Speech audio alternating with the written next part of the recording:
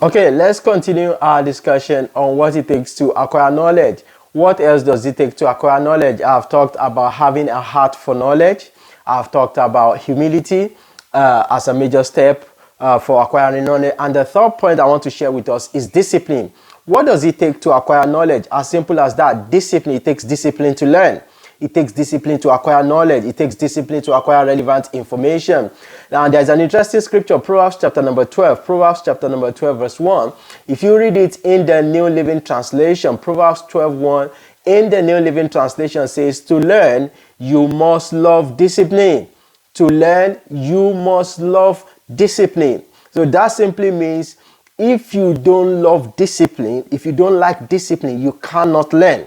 As simple as that. So in our context, we can say to know or to acquire relevant knowledge, you must embrace discipline. If you don't love discipline, you cannot learn. And this is something that most of us can relate to. Think about when you were in school, for example, or if you are still in school, you don't always feel like going to school, or you don't always feel like learning.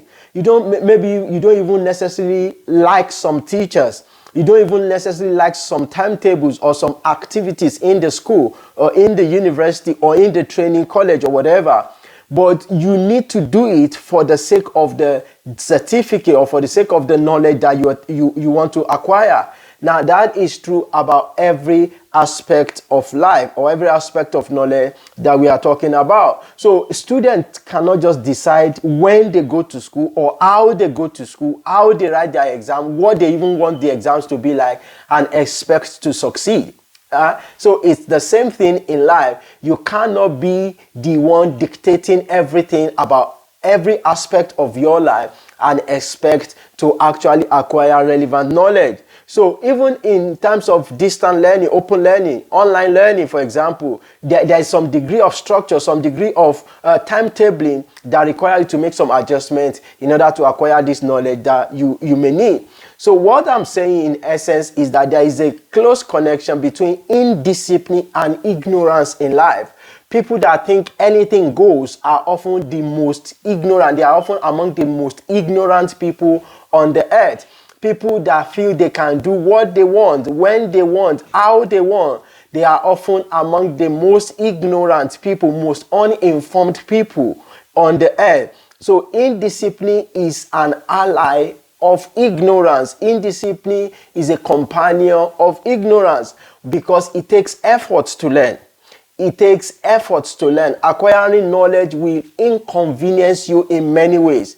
It will inconvenience you in many ways, and I'll talk about that when I discuss the next point in relation to what it takes to acquire knowledge. So indiscipline will not make a person to be willing to pay this price, to endure this inconvenience. So if you ask a student, maybe whether asking for, or maybe reading for an exam, whether it was fun. No, most students will tell you it was not fun. Most people had difficulty, maybe in different forms with particular subject in school, but they knew that if they didn't pass it, they were not going to graduate. So they endured the difficulty, the hardship, and things like that. So this is because most times learning is not fun. Learning is not fun, and that is problematic for maybe many of us, particularly in this generation, where people just like fun, where people just don't want to stress themselves. So this is actually why it seems that people tend to downgrade knowledge, or people tend to downgrade the significance of mental development. And that's why there are so many clowns around today, as I like to call them. So learning is not always fun, but if it is necessary to achieve your target, if it is necessary to achieve your goal, your aim in life, you need to stick to it. You need to stick to it. So there have been stories, for example, about sports personalities that endure hard training just to be able to master certain skills. So I think there was a story of somebody, maybe it was Shaquille O'Neal or someone like that in basketball, that the person woke up very early to go to the pitch to train on their own.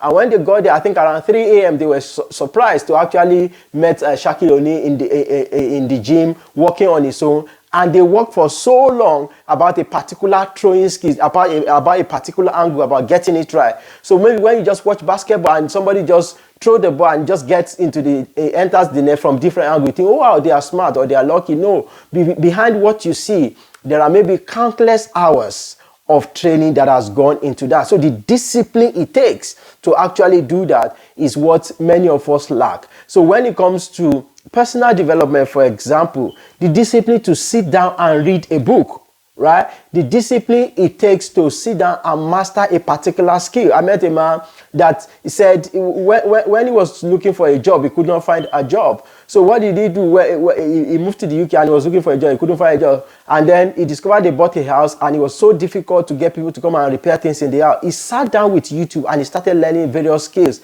about painting, about maybe flooring, about plumbing and things like that. And in no time, the man got certificate in all of this and he started doing excellent work on his own. So the discipline it takes to sit down to learn, the discipline it takes to actually acquire the necessary skills that you're looking for, it's something that will cost you, naturally speaking. It's not just fun. It's not fun. And that is why not many people actually go for knowledge in this regard. Not many people go for knowledge in this regard. For you to even go for training, you discover that sometimes you would rather maybe lay in bed, you would rather maybe stay at home instead of going for some long training and you listen to people and all sorts of things like that. But laying down on your bed will not actually add anything to your life. If you think about it, you need to actually learn the necessary information that will actually make your life better. So discipline is very significant, and you will understand why discipline is important when I talk about this next point that I want to talk about, which is essentially the last price I want to talk about, the last step it takes to acquire knowledge. That is understanding and paying the price. Understand and pay the price to acquire knowledge. Why? Proverbs 23:23 in the Bible, Proverbs 23:23 says, buy the truth. Buy. That means if you are thinking about buying something, that means it will cost you something, right? So knowledge will cost you something. Acquiring knowledge will cost you something. The question is whether you are willing and you are ready, or whether you will be determined enough to pay the price. So you say, buy the truth and sell it not. So knowledge has a price tag in that sense. And this price is not just monetary. Right? This price is not just monetary. So the reason I'm saying that is there are people that go to school, essentially it's like going to school is a waste of their time because they didn't put themselves in a position to learn. Some of us even have books, for example, that we don't read. So what's the essence of acquiring such books, right? Some of us even may pay for some training programs that we cannot remember anything we learned from them. And that's actually why I started from having a heart for knowledge, this desire to learn, this desire to know, as the first key as this relates to knowledge acquisition, that there is a price to pay and you need to pay it. And this is talking about this diligence now, right? The diligence it takes, the diligence that is required to actually read that book, to actually sit down and watch that video, that training video, instead of just scrolling, to actually learn. When you say you want to learn on your computer, instead of maybe fiddling and then seeing yourself in so many other things, and you don't even know how you got to some website different from your original plan or your original intention. Sitting down to read, having the discipline and the diligence, putting in the determination. I remember many years ago, I wanted to read some books and I was jobless, I had nowhere to go. And I found out that whenever I sat down to read, within minutes, I'll be sleeping, I'll be dozing off. So I'll be walking around our property there with the books in my hand and I'll be reading. Definitely, there is no way you can be sleeping while you are walking. So I'll be walking, taking a walk in our compound and be reading those books. And the same thing is something that maybe some of us need to do in terms of maybe reading the Bible, for example. You find yourself always struggling or you're always sleeping. Instead of sitting down or lying down to read, take a walk in your own room, for example, or in your neighborhood or wherever, and just cultivate this habit. Pay the price. Be diligent about your search, your desire to actually acquire this knowledge. So I say cultivating the discipline to learn or acquire knowledge is one of the greatest habits that anyone can cultivate, right? Having this discipline, this desire to learn, and sticking to it, devising a system that will work for you as a person is one of the greatest habits that you can cultivate in life. So I'm talking about the diligence and the consistency to do the hard stuffs, right? The things that are necessary but that may not necessarily be fun, to burn the midnight oil, like we say, right? Diligence in reading, in searching for relevant knowledge. I think the story is about, I remember the story about one of the inventors, maybe it's Thomas Edison, one of them, that was so busy in his laboratory that they brought food for him.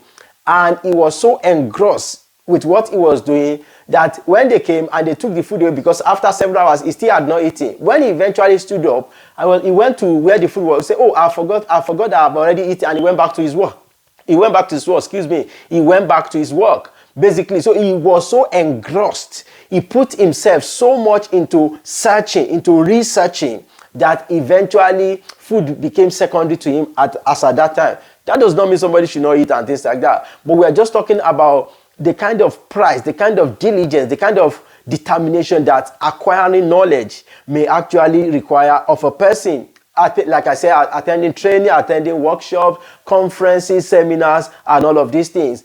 And this relates not just to spiritual knowledge, but to knowledge about even your field of endeavor. So this is one thing I've discovered about maybe many Christians, for example. There are some that will read their Bible religiously, but they will not pay attention to developing themselves in other areas. So the same way you read inspirational books, for example, you need to read books about business if you are in business. You need to read books about law if you are a lawyer. You need to read about all of these aspects of life. If you hope to excel in them, you need to watch videos, listen to messages, and all sorts of things like that. This will help you to actually acquire this knowledge. This will help you to sit down, to actually go beyond wishful thinking, right, or imagining success, to actually paying the price. So this is often where many people fall short. They know what they are supposed to be doing, but they find it difficult to bring themselves to do these things. So